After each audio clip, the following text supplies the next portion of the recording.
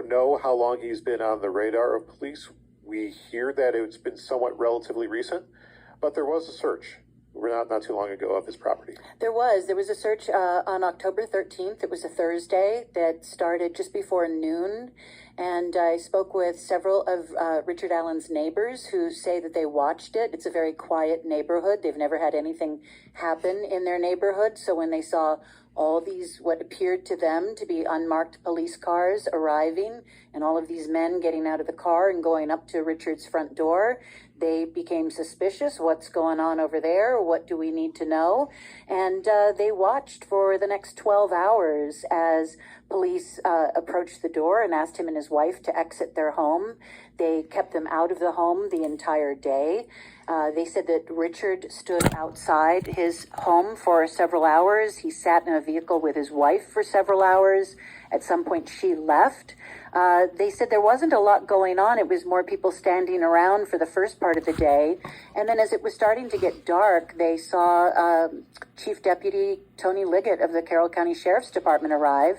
And he's somebody that they know, so they recognized him immediately. They said he had a piece of paper in his hand, and he went up to Richard and showed him the piece of paper. And it was right after that, they said a tow truck arrived immediately, started loading up his car. The officers who had been there accumulating all day entered the house. Some went into the backyard. They started searching around a shed, taking pictures, doing some digging. They used some sort of a device around the shed and in a flower bed that they thought was perhaps a metal detector, could be some sort of a sonar device or whatever to get a sense of what might be buried there. They did not dig up the flower bed, but they did dig up 2 spots near the shed. They also watched as police brought items out of the house, and the husband was watching with binoculars. He said that he saw one officer come out with what appeared to be 2 large bundles of dark-colored cloth. He said, I couldn't tell you that it's clothing, but it definitely appeared to be cloth. There was a Macy's shopping bag, a shoebox, and a stack of books that he said, just looked like a reasonable stack of thin books, not like a huge stack of large encyclopedias or anything like that. They said that the 2 areas in the backyard that were dug up were rather small. One was incredibly small. They said that perhaps all that could have come out of that spot was perhaps a bottle cap or something of that size.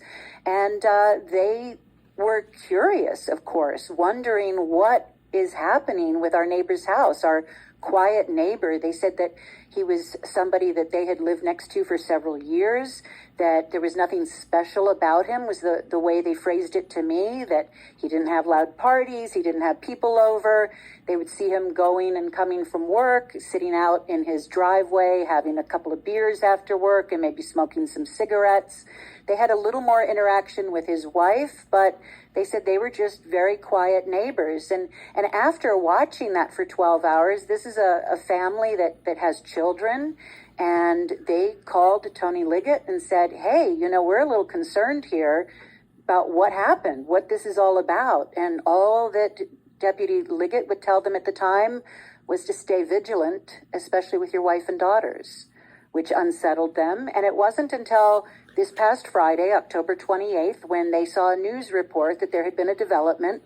They know some members of Abby and Libby's families. They called them and were able to, through conversation, make the connection that the family had been alerted to some information that sounded like it matched what they had seen with their neighbor, and put 2 and 2 together. And they said starting with Wednesday, October 26th, they didn't see anybody in the house. That's apparently the day that he was first detained. And